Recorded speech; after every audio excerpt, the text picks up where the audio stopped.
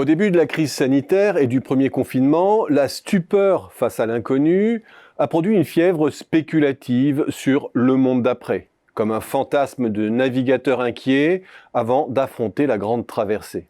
Une autre rive, sorte d'Eldorado imaginaire, chargée de promesses écologiques, sociales et de rédemption financière, portant en creux les regrets et les velléités du monde d'avant.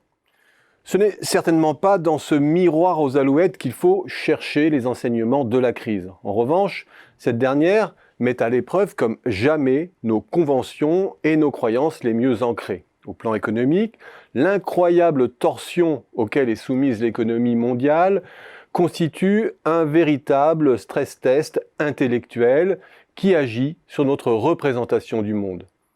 Sans prétendre avoir le recul nécessaire, voici à l'état d'ébauche 5 changements de regard et d'analyse auxquels nous invite la crise.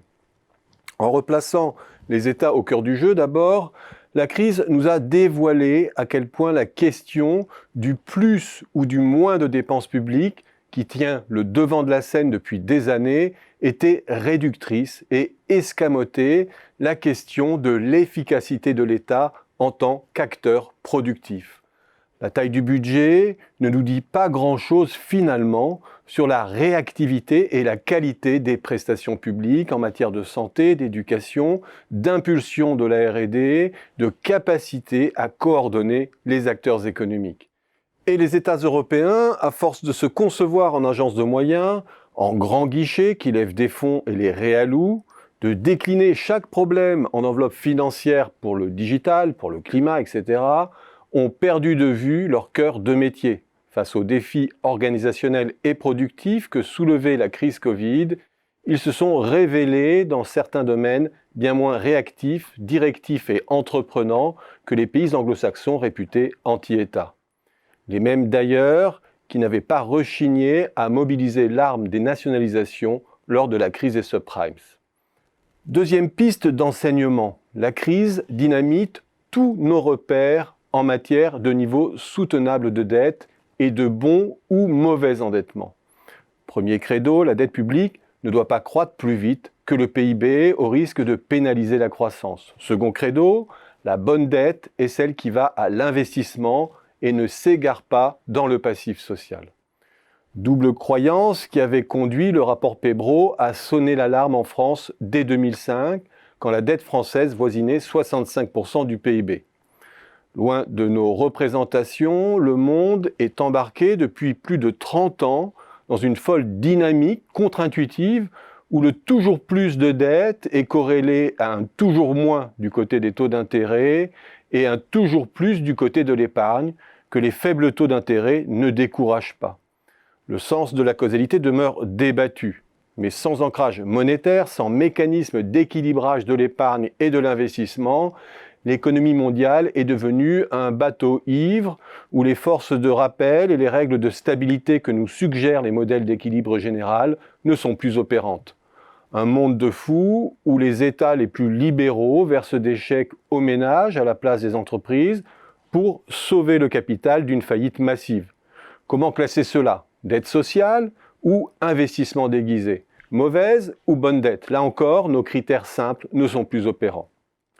Troisième piste de réflexion et de déconstruction, l'instabilité financière, talon d'Achille de nos économies hyper financiarisées. C'était le credo de beaucoup d'observateurs avant crise, qui guettaient le Big One fatal. Or, que nous révèle la crise ? Tout le contraire, l'incroyable immunité de la finance face au risque.